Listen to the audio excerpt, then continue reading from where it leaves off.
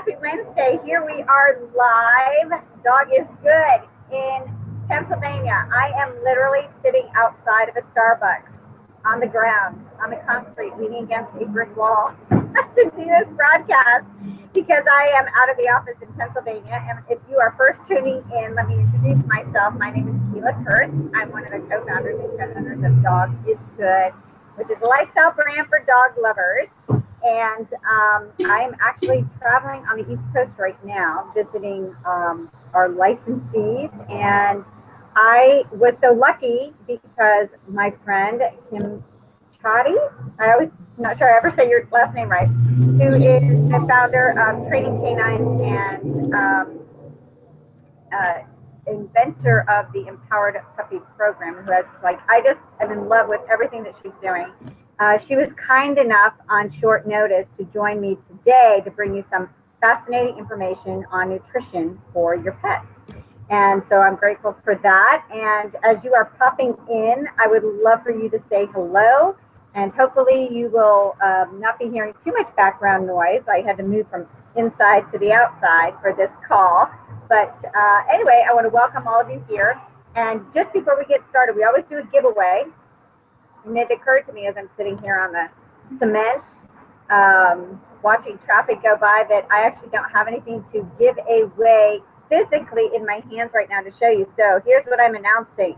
We're going to do a grab bag, which is a mystery giveaway of Dog is Good products for you. And to enter, all you need to do is just go to the link that my team back in the beautiful state of California should be entering in there.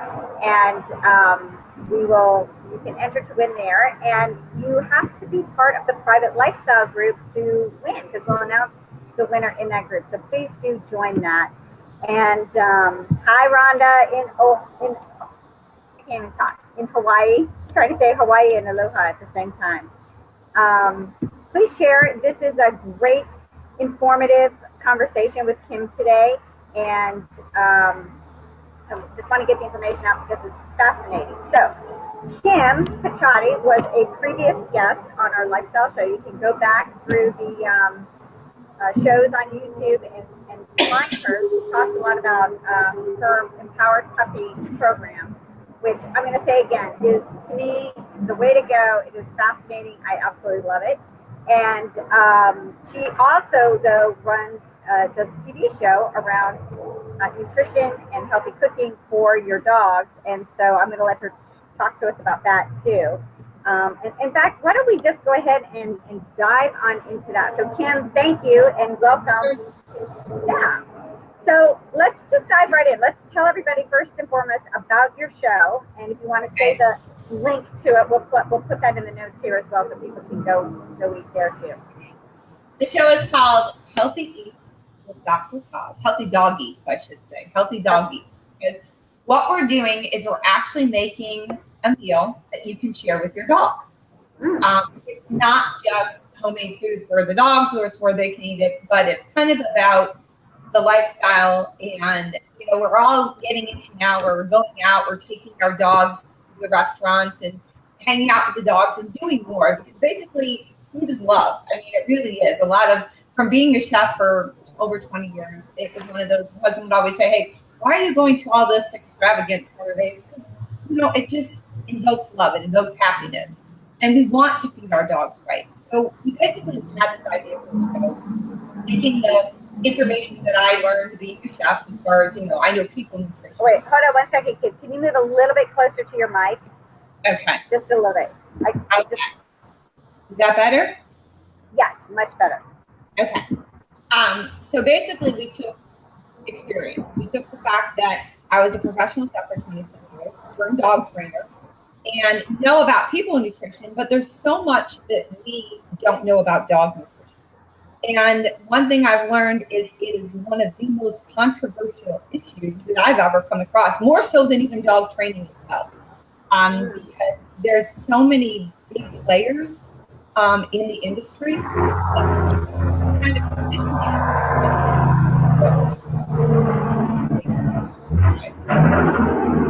Holding my microphone. There's a big truck coming by, folks. Sorry.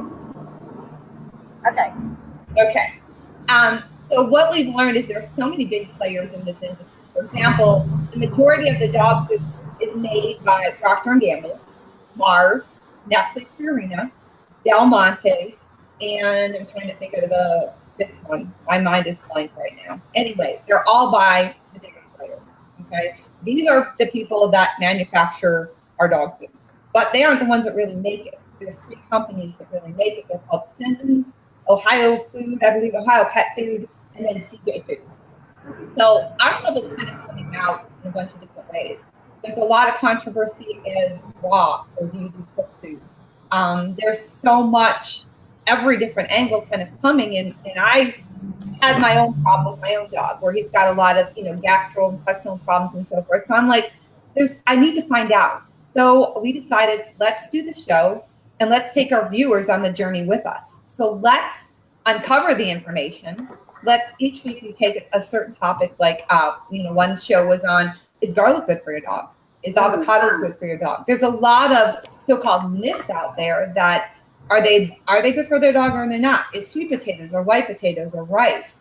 This week's show that actually just aired today, we talk about the kibble. We made salmon patties today, and we make all healthy recipes.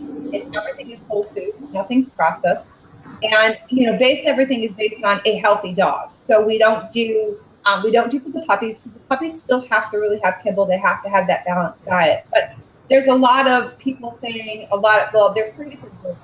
One that I hear is you can replace 25% of your dog's original food with home cooked meals. One is our manufacturer of our kibble that we use has 20%. And then there's some people that say 10%. So it's all a matter of putting in the good nutritious food, the foods that fight cancer, the foods that are going to be good for us and good for our dog. We go to the farmer's market. We check out our food at the farmer's market. We actually make the recipe in the show. So we give great informative tips on how to cook. We give informative tips on dog nutrition, human nutrition, and we do our own commercials with our Empowered Puppy Bites, where we talk about puppy training. So we kind of I love that. Yeah, I love that. I love that it's all together. So what you're talking about is how people are preparing food not only for their dog, but also it's food that they eat too. Oh my gosh! Absolutely. So we made salmon patties yesterday for the show that aired today. Yeah, so that's my favorite food. Patties, we taste them, and we made them super healthy. We made them so the dog could have them. There's a lot of things. A lot of dogs are lactose intolerant. One of the main things that dogs are allergic to is beef, dairy products. Everybody thinks it's grain, but it really isn't the grain. A lot of people think my dog can't have garlic, but that actually stemmed from a study that was done in 2000 by a gentleman named K.W. Lee. And what he used was he tested dogs and he used, garlic extract, which was equivalent to 4 to 5 heads of garlic. Oh, wow. That's a dog 60 cloves of garlic. Right. So that is crazy. When you're creating these recipes and these meals, are they geared towards, do you have like different focal points? For example, people who are in the process of weight loss. Not necessarily. Basically what we say, I apologize, I've got like something, when you swallow wrong, you got something down your throat. Basically what we do is we gear towards our healthy dog. We gear towards Cosmos. He's our Bernese Mountain Dog, that it's his show, that he wears his chef hat in the beginning. He lays down while we make the food, and then he's our taste tester. So he lets us know if it's a good thing or bad thing. Okay, wait, I have to interrupt on that, because if I were to use my lab as my taste tester, I would never know if anything was good or bad. I know. That's a lab. A lab has no genetic gene to know when they're full. So literally proven fact. So trust me, I know that about the labs with the puppies. Okay. But Cosmos is a very it's funny. We say that he has a distinguished palate because he doesn't like. He likes more of our safety items. There's not one item we say we don't include cheese, because if we don't include cheese, Cosmos won't eat it. So in our salmon patties, we actually we use ricotta cheese in our salmon patties. We use fresh sockeye salmon.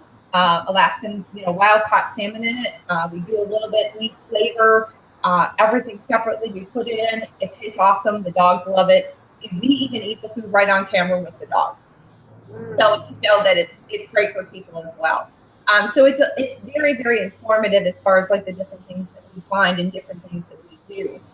The reason that we chose salmon this week is we were actually talking about Kibble. And we were talking about how there's a rule with AFCO. AFCO is the company, or I should say the governing agent that follows all of our Kibble. It says what's healthy, what's not healthy, what's balanced, what's not.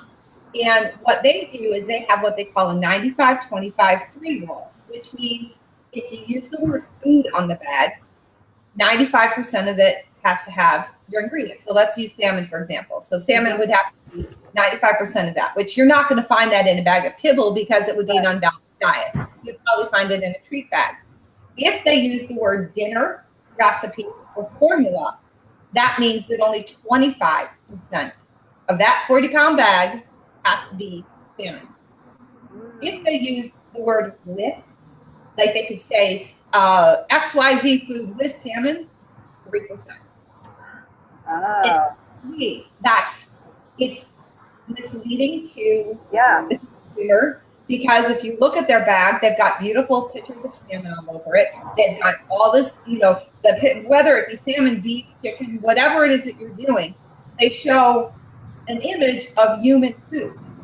But unless the food says human grade, it's all animal feed in the food.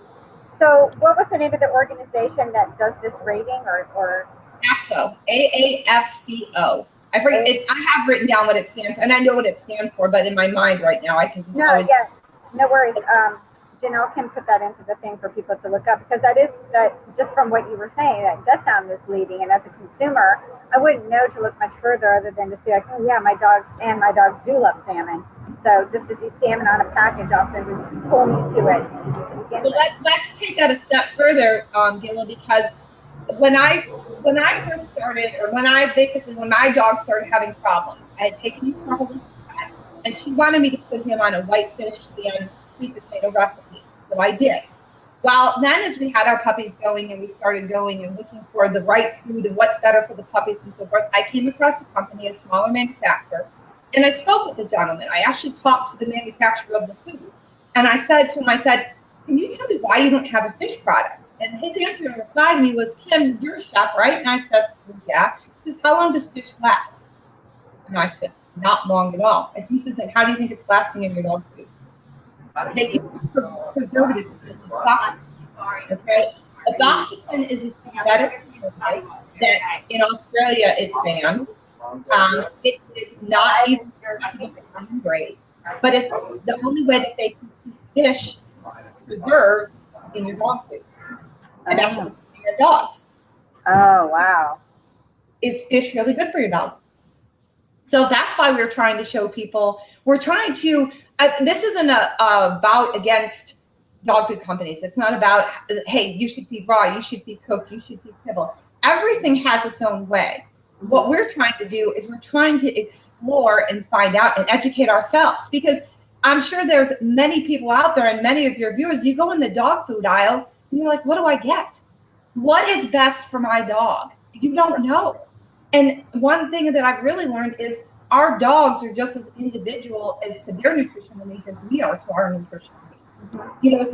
I tried when we first started and I thought, you know what, I'm going to make this easy for people. I'm going to say, this is what you should feed your dog. This is why. And I can't, because you can't generalize it. It's not like you can generalize to a dog. Just like the dog can't generalize situations, and we have to teach them each and every spot where to sit or where to lay or whatever it may be. It's the same thing with their food. We can't generalize it because we don't know the individual needs of the dog. We don't know the activity level, the size that they need. Dogs go by you look on your bag and you see energy. Well, what does energy mean? Energy means calories. It doesn't mean energy like a behavior energy. It means the calories. And there's only two types of kinds of dog food: adult maintenance and life stage food. It's even really fully governed by AFCO. And by that I mean somebody can say large breed puppy food. There's really no rules for it. somebody can say senior food. There's really no rules for it. They're all marketing. But what's scary is, you know, that like obviously like some of the bigger chain stores, they carry some of the better foods. But in America, 70, and this was a statistic that was done a couple of years ago. I don't know if it changed a little bit. Oh, wait, you're done. They could have deviated a little bit in the past years. 70% of American dog food is bought at Walmart, Target, and Walgreens.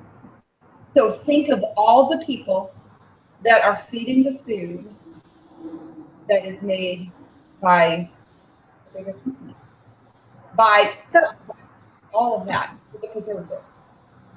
I know, it's crazy. So if people are thinking to themselves like, oh, I'd like to start, incorporating some meals, or if I could be cooking for myself and also be able to give that to my dog as well, what are some things that they should be looking out for that could be harmful? Like, what are the top things that most people don't even realize are definitely harmful for their dog? Well, obviously, it goes back to that same old stuff. It goes back to anything processed food.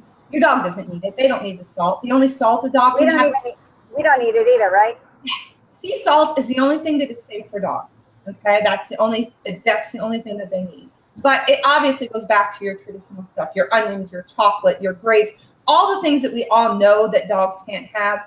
But there are things that dogs, for example, peanuts. Okay, everybody gives their dog peanut butter, right? They throw it in the Kong. They think it's wonderful. But peanuts, what they have is something that's called alpha toxin. And alpha toxin is a major carcinogenic. It's known for us and it's known for dogs. And you know who the number one producers of peanuts are? China and India. US is 3. What about almonds? Almonds, we are number 1. So almond butter is much better. We did a show last week. I think last week's show was about nuts. And we did almond butter. We actually made pancakes. We used oats and we turned it into flour because oats are naturally gluten-free.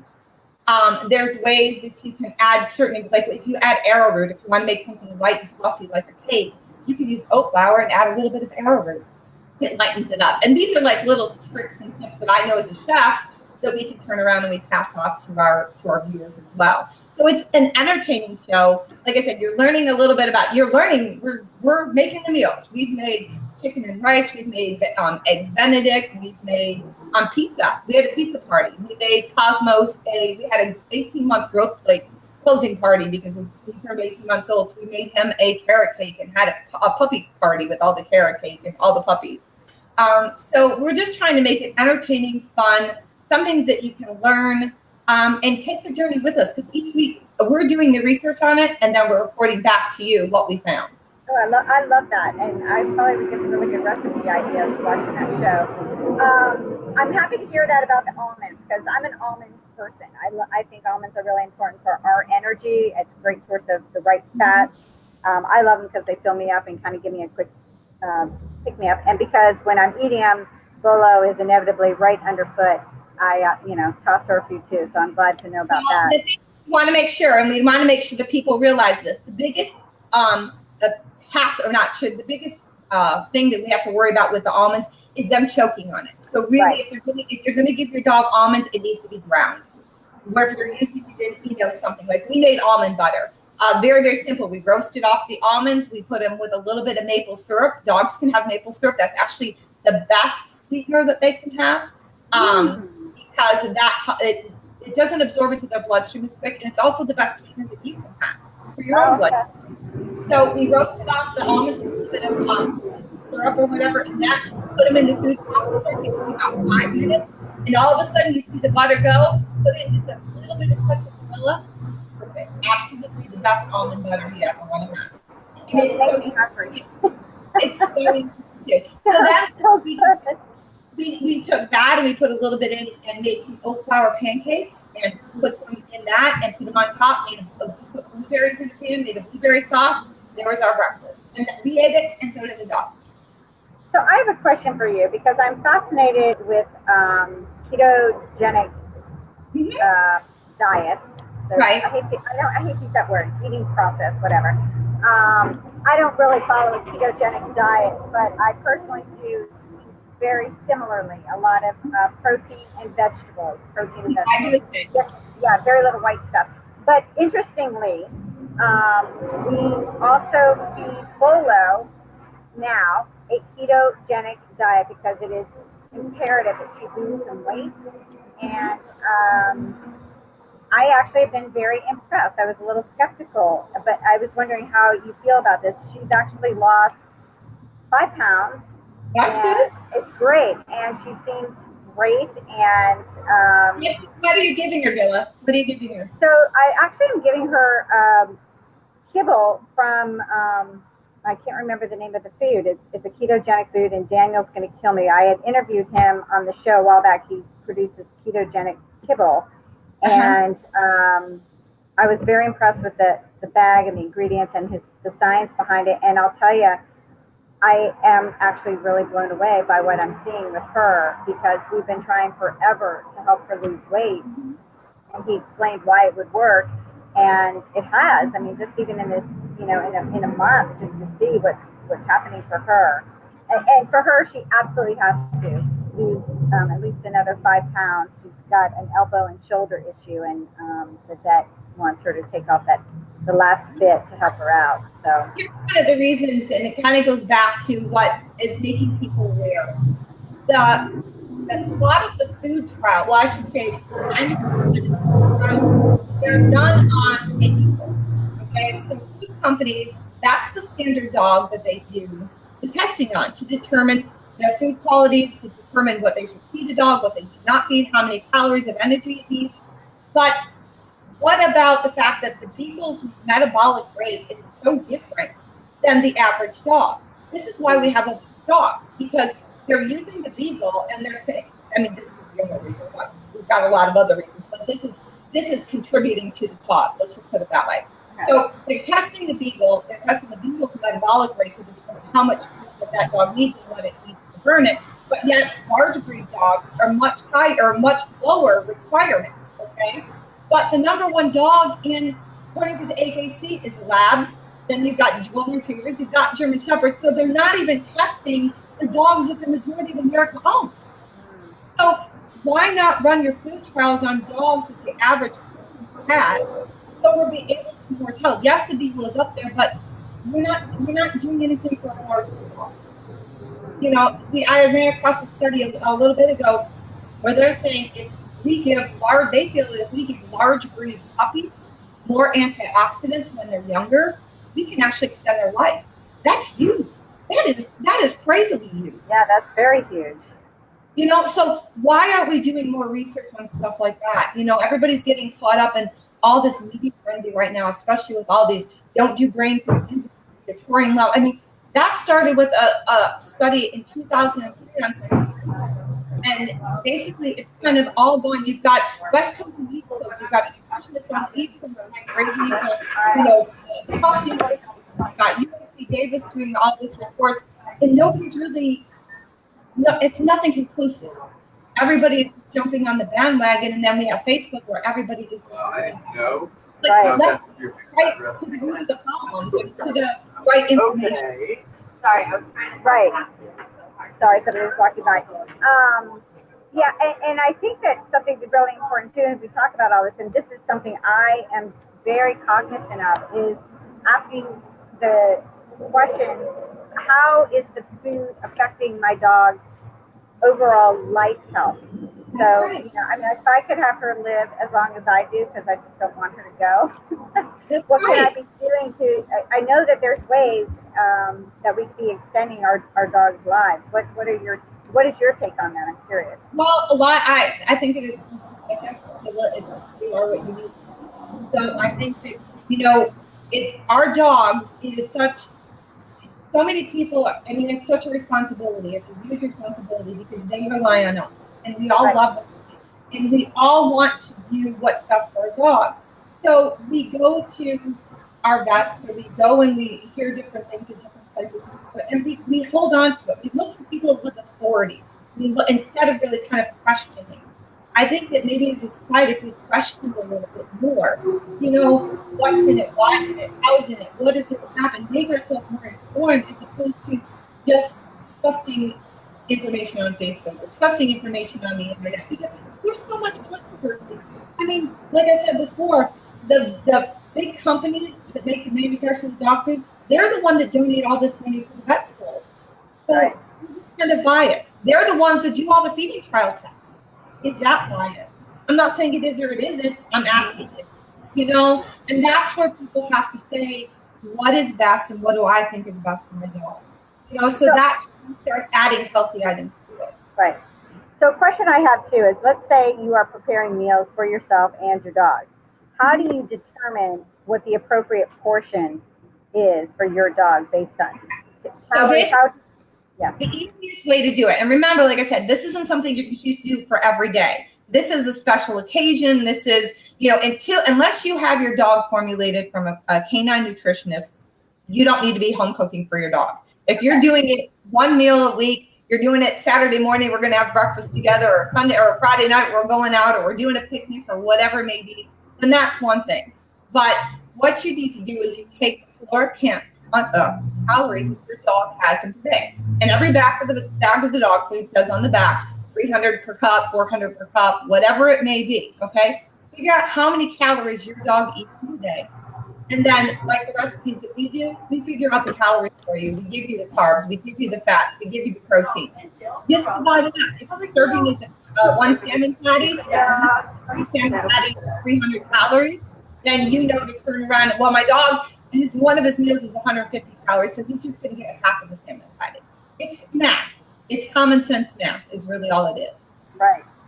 I wonder how many people would be more inclined to be very careful on the calories that their dogs take in than they do on what they take in themselves. But see, this is what's so cool about the show, because now, okay, a lot of us, human nature is we're more apt to do it for dogs than we are ourselves. So guess what? We're now doing it for them because we want them here longer.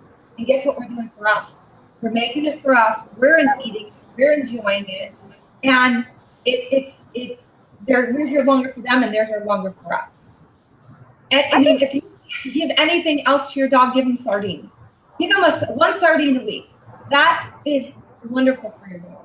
I mean, there's just little things to do that you're able to do. Throw some blueberries on top of his food. You know, make something, you know, you've got to, I mean, once again, we're talking healthy dogs, and we're not telling you to go out and, you know, give this dog a giant steak dinner, because that's not what we're talking about. We're talking about whole foods, unprocessed foods, foods that don't have a lot of seasonings. You know, we'll make the foods up, and we're not going to put a lot of seasonings on theirs, but, you know, if we want to put a little extra on ours, we can do that. That's fine. But it's possible to come home from work, make dinner. Here's mine, here's yours, and sit down and have dinner with your dog. And we'll drink the wine, and they can drink their water. That's right. I love that. So everybody out there who is watching, I'm just curious if you have any questions. I see Kalia's on. Hi, Kalia. Hope all is well with you. If anybody has any questions, please feel free to pop them into Kim as we're talking, because she's on and she can happily answer to you. And if you have questions after, you can also reach out to her as well. And certainly, I'm going to highly recommend that you tune into her show. I'm definitely going to now for some cooking ideas. And I think that's great that you're combining you have such tremendous expertise in both schools, the cooking and in dogs. I think yeah. We're just basically doing everything dogs, because if, you know, just like us, if you don't have the proper nutrition, everything else is going to suffer. And our dogs are the same way.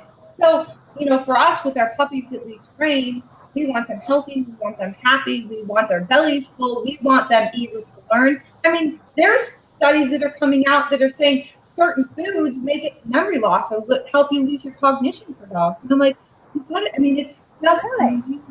Yeah. Wow, I just read something, and I don't know how. Once again, I saw it on the internet, so you don't know how true it is, and it's one of the things I kind of re-look up at this week and kind of figure it out. But I mean, it's just amazing what you can see, what you can learn, and it's very simple, because we've all come through to this way of life where, oh, we just go to get the bag and we put it in and we trust that it's good. You know, the other thing is, you know, we feed our dogs once a day, twice a day. I feed my mastiff 6 times a day because it's How many, better 6 times. times? 6 times. Wow. And it's Well, the same amount of food, but I divide it out. And the reason I do that is because it's better for just like us. Small meals, yeah.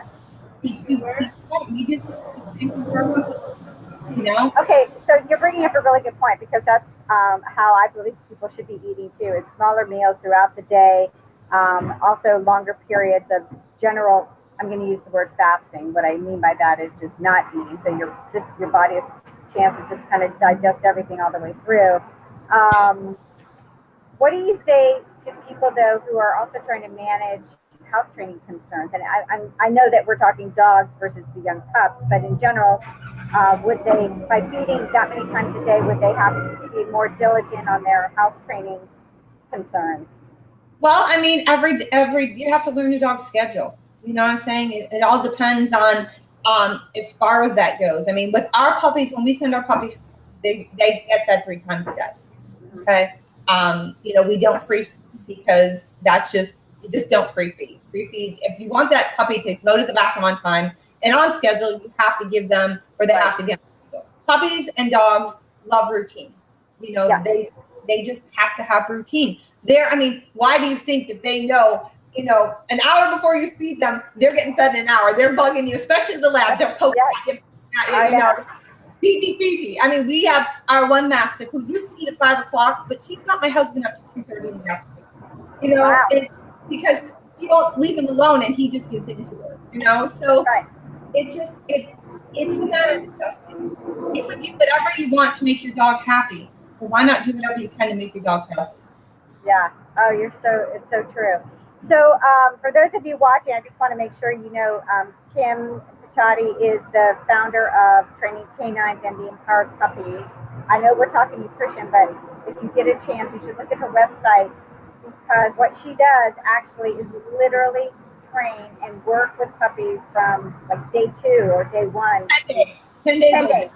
10 days old, if you can believe. And she takes the mom with her into her facility. She has quite a enterprise. But what comes out of that is not only a well-trained, well-mannered pup, but a really behaviorally sound dog.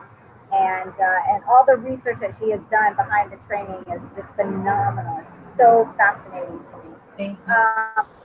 But now, what we're talking about here, there was her cooking show that she also does, which you can catch. We put the link in here for you. Absolutely fascinating too, bringing her expertise as 22 years as a chef. Hi, Judy, who just popped on, and applying her knowledge into creating healthy meals for you and your pet that you can enjoy together. And that's what it's all about: is healthy living, healthy lifestyle, and being able to enjoy that with your pet. So, Kim, would you like to share any other parting words of advice that our viewers could take advantage of? Just inform yourself. This is we have the internet, but don't always believe what you read or see. Check it out. Make sure it's right. It's one of those where, we all make mistakes every day, but in the end, we all want to do the best for our dogs, and we owe it to our dogs, and we want them here longer.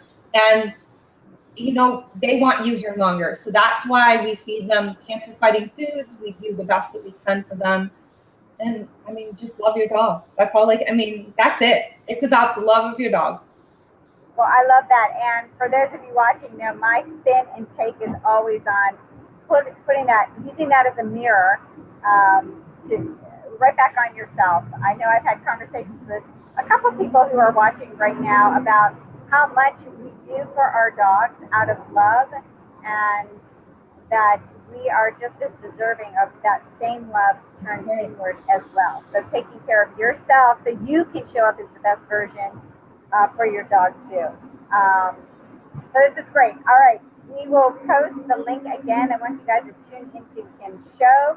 Check out the Empowered Puppy program that she does online, and please register to win the giveaway, which I noticed was going to be our dish towels. It's so appropriate if you're cooking in the kitchen. So thank you, Janelle, for posting that earlier. And you can find out the winner in the private Facebook group, which is the Dog is Good Lifestyle group. So go ahead and join that as well. And please share this broadcast so people know about Kim and her programs, and we thank you for that. So Yeah, everybody, okay. I just want to say they can go to empoweredpups.com, and if you click on the help, we have the current episode up on the homepage. But if you go up to the links on the side, if you click on Healthy Dog Eats, it'll take you to all of our episodes, and you can watch them all on one page. Oh, awesome. So empoweredpups.com. Right. You can catch everything there. That's fantastic. So make sure you guys go there. And Kim, thanks again for popping on short notice, and for all of you patiently watching me in my studio here, which is a Starbucks somewhere in the heart of Pennsylvania. And my tush is killing me sitting on the concrete, so I'm going to get up. Anyway, everybody have a great week ahead, and hugs to your dogs. Give them lots of love, and remember to give yourself that same love too. Take care. Have a great afternoon.